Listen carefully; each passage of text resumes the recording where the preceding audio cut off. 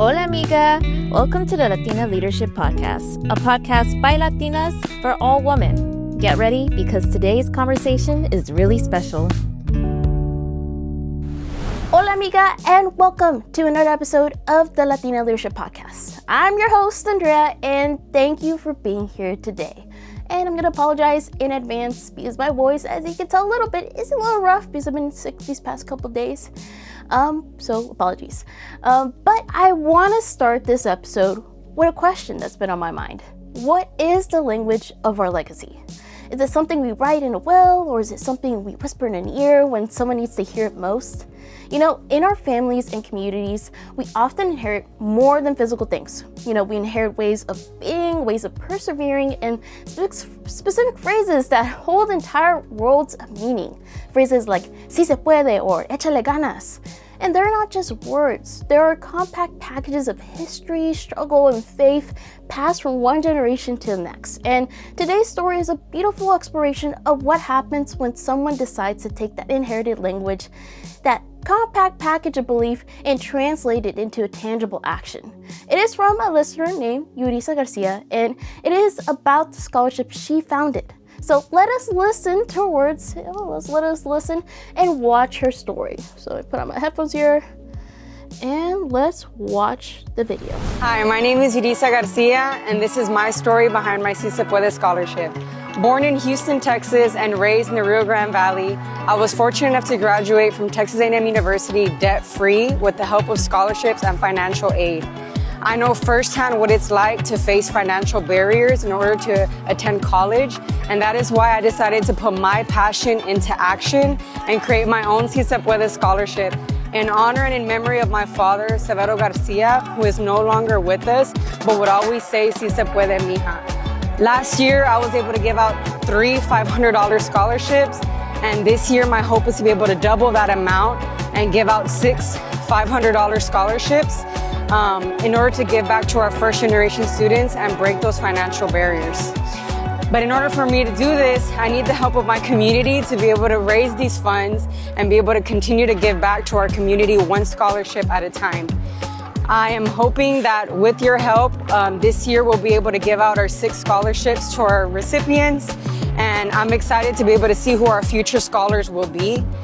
Again, I'm asking that our community come together and be able to give back to our community one scholarship at a time. If you would like more information, please check out my Si Se Puede website and my Si Se Puede Instagram, where you can find more information regarding the application and how you can partner and give back to our scholarship. Thank you again, y como decía mi papá, Si Se Puede.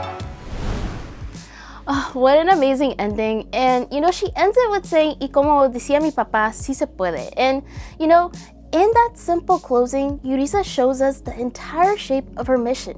She connects her present work directly to her father's voice and her past. And this is not a story about leaving her community behind to achieve individual success. You know, it is a story about circular achievement. It is about taking the support she received, filtering it through the values she was raised with, and, you know, returning it to the community in a new, empowered form. You know, and she received financial support in the forms of scholarships, right? She received emotional and cultural support in the form of her father's belief. Her leadership lies in weaving those 2 strands together into a single, stronger rope that she can now throw back to help the next person climb. And Yurisa's story resonates because it speaks to values and experiences that are significant with many our Latino families and communities, though they are expressed in beautifully diverse ways. And it's important to approach this not as a single story for all, but as an example that reflects certain shared principles. And first, we're going to go first into the concept of Familismo extended. And we've mentioned Familismo, if you remember, whatever, I think in our first episodes of the podcast. Familismo, it emphasizes loyalty, solidarity, and reciprocity. I'm pretty sure I said that word wrong. Reciprocity. I'll figure out the word. Within our family. So Yurisa's work extends this circle. So her scholarship, born from her father's belief, treats first generation students as part of broader chosen family. So the support is not anonymous charity. It's an investment in hermano and struggle, you know? It refrains it reframes giving back, not as an obligation, but as a natural extension of familiar care. So when she says she needs her community's help, she's invoking this extended network of reciprocal responsibility. See, me is struggling with words right now. As second, let's go in the second one, education as collective mobility. So, for many immigrant and first-generation families as ours, education is not only an individual pursuit. It is often seen as primary vehicle for collective uplift, and it is a way to honor familiar sacrifices and improve circumstances for the whole family. So, the financial barrier Yurisa identifies is a major point of shared concern. So by creating a dedicated resource to address it, she is directly working on a systemic challenge that holds back collective potential. And her work acknowledges that an individual's educational journey is supported by and impacts the entire community. And let's go into the third one, legacy as active stewardship. So, legacy is often discussed in terms of what is left behind. So, Yurisa's model presents legacy as active stewardship. She is a steward of her father's words and of the opportunities she was given. The idea of stewardship, caring for and responsibly passing on resources, values, or knowledge is a powerful form of leadership. It is less about individual authority and more about faithful continuity. And she is ensuring that the Si Se Puede does not fade as a memory. She's making it thrive as a living, funding principle. So let's think about this. So how does this translate off the podcast? So how can we take these principles and build our own meaningful frameworks for support? And it starts with reflection and not with a giant checkbook.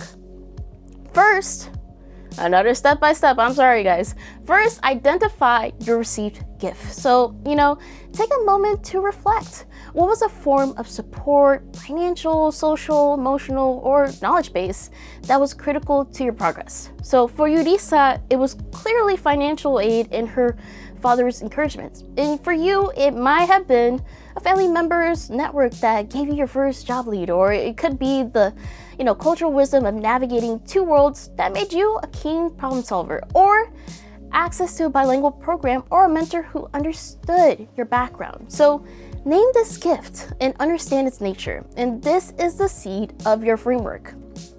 Second, recognize a shared friction point. So look at your community, whether that is your professional field, your neighborhood, or your family network.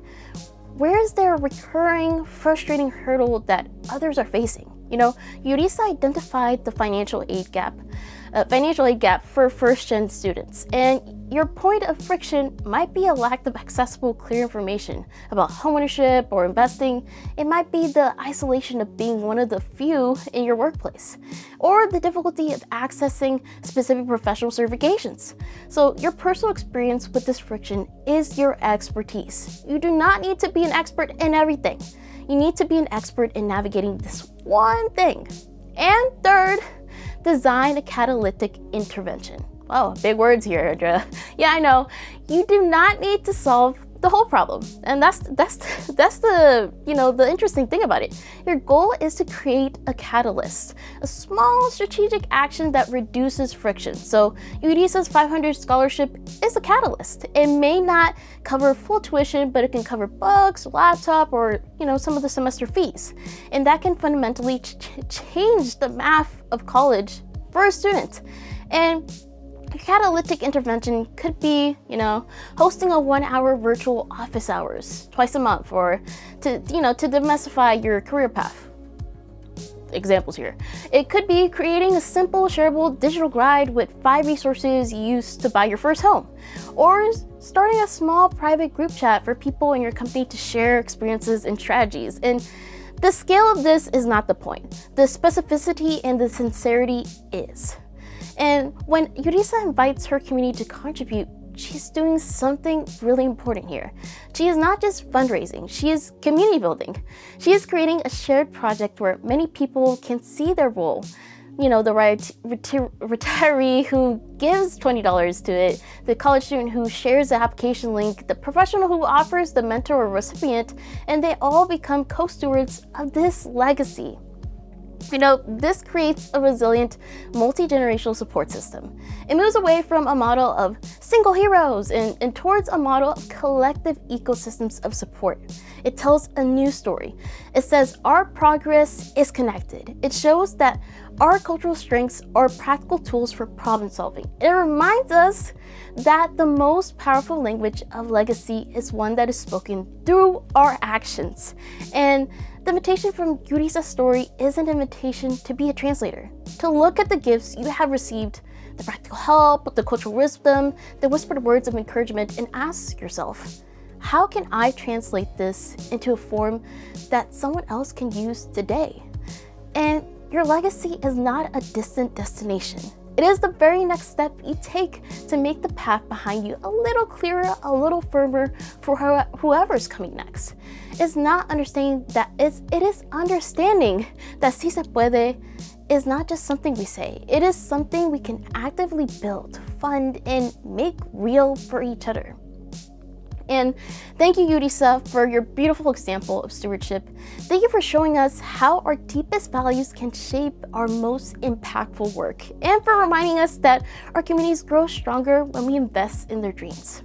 So, my final question for y'all today: what phrase, what value, what piece of hard-won knowledge will you begin to translate? And I'm Andrea Diaz, and hasta la próxima, amigas.